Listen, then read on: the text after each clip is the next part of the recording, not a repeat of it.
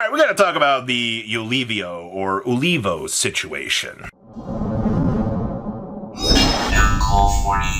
Now make sure you guys smash the living crap out of that subscribe button so you guys don't miss out on more Oz content. So earlier over the weekend, a picture that you're seeing here of the mysterious 2004 prize card Olivo surfaced on the internet. A lot of people were starting to share this around social media, and they're like, this is the first time that we've had a clear picture of this. I'm also pretty sure there's a giant card version of this floating around Frankenstein's from the ceiling. Somebody can quote me on that, but like to say like, oh my gosh, we have an up close and personal image of this.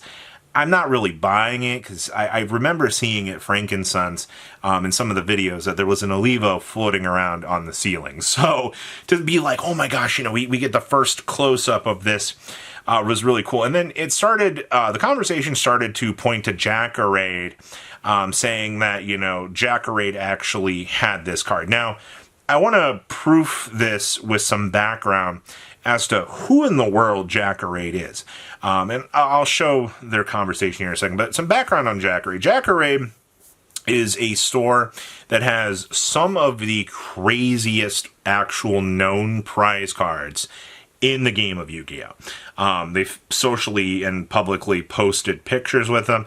I think their website a long time ago gave you the ability to take a picture with the card as like a little charge that they would do.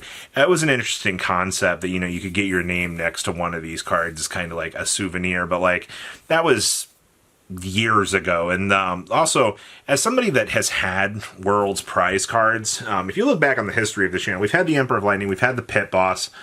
I forgot the other one I owned, but like I've been familiar with history pieces of this game. You're not going to touch a World's Prize card anymore for under like 15 to 20 grand, I believe is the accurate price point. I mean, back in the day, you could get a World's Prize card, 2010, 2011, 2012. They were floating for like $3,000 to $5,000. They were not crazy pieces, but when the COVID boom hit and this happened, I mean, this is also a little bit of a history lesson to you too.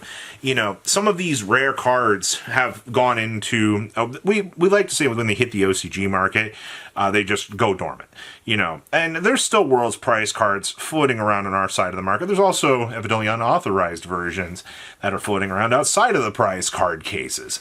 There's an entire mystery amongst that, but we're not here to talk about that. We're here to talk about the mystery of Olivo and how this card hasn't been spotted in years, which once again, when pictures of this surface, it's quite an interesting little topic conversation. So all fingers were pointing to, oh my gosh, Jackarade has this card that, hasn't existed in years. Well, Jackarade posted a statement on social media here.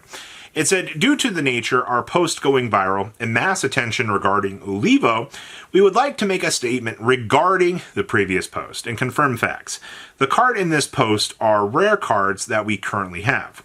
The picture that consists of Olivo was the picture that was emailed personally to us a few years back regarding a possible private deal.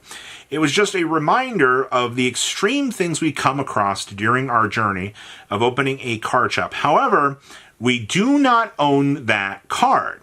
Sorry for any inconvenience and misunderstanding in this matter. Now, I'm going to be completely honest with you here.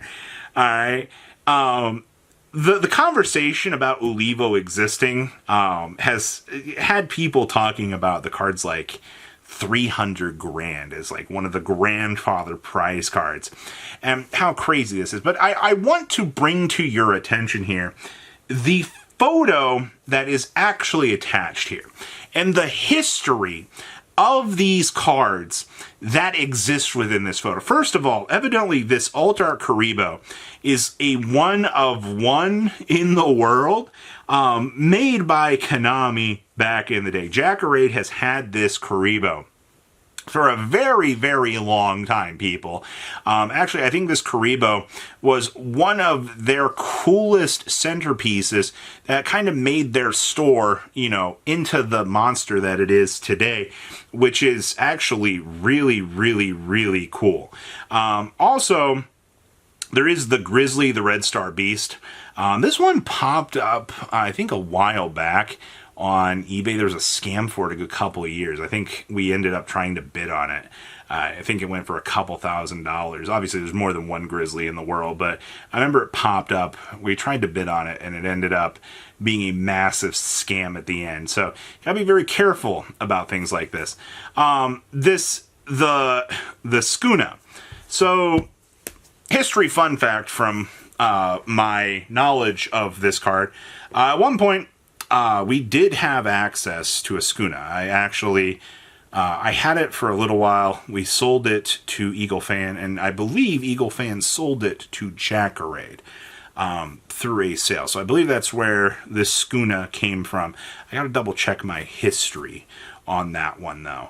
Oh no, it was the Emperor of Lightning is what it was.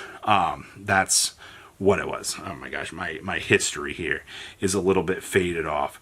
But yeah, well, you want to know where our Emperor of Lightning has done on its track record. Well, it's okay. The Nernia was one of the cards I did want to own. That thing just pretty much disappeared. The Arcana Tempest, or the Eternal Lords you see here in the bottom left of this picture, is freaking gorgeous, man. I love that card. And this is also the first time that I think we have seen a picture of Zex. Somebody commented and said this is the first time we've seen a picture of Zex without a thumbprint, or without a thumb on the picture. So I thought that that was a really, really cool history lesson as to, you know, this shop in the OCG. If I had to guess, I mean, the Karibo being, you know, as rare as it is, you're probably looking at like several $100,000 within this picture. I mean, keep in mind, you know, you had the Tyler the Great Warrior sell for, what was it, $350,000. We don't talk enough about, you know, how rare these certain cards are floating around within the market, you know. And as somebody that, like I said, I've had World's Prize cards in the past. I know how rare these things are. Do I miss having them? I mean, not really. I mean, it was really cool to have a piece of history of the game. But, like, you kind of reach a point with these cards that, like, you become more fearful that something's going to happen to them. You're going to be like, oh my gosh, you know, like, you're shaking holding these things. Or it's like, you know, there are people out here that have a track record of trying to track, you know, where all these Worlds cards are, you know, making sure, hey, they're in Japan, you know, where are the new ones going? It's just interesting to not only see where, you know, these things pop up, but, you know, how rare they are, how many of them have disappeared off of the world scale. I mean, how many of them are in private collectors that, you know, open up their closet and they have a shrine to these cards?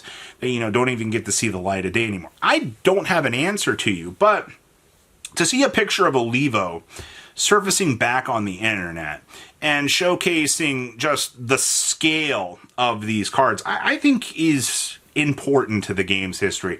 You know, in modern times, there's not enough appreciation to these cards.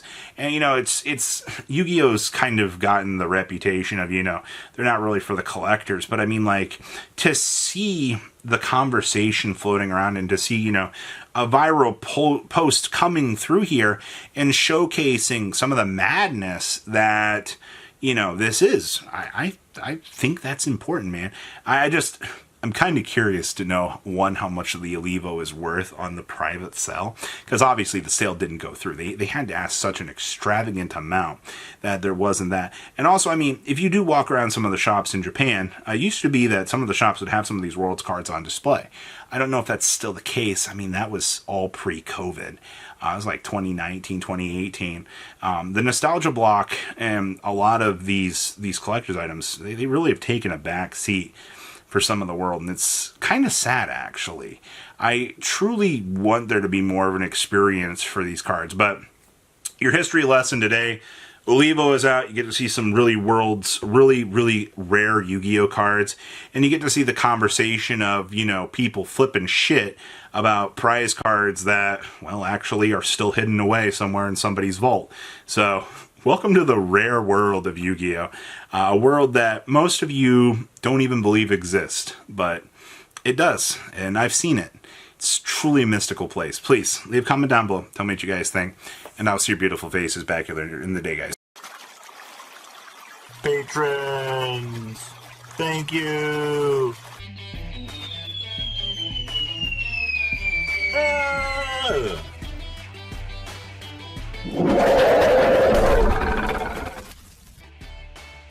Thank you so much for watching. Check out these other videos.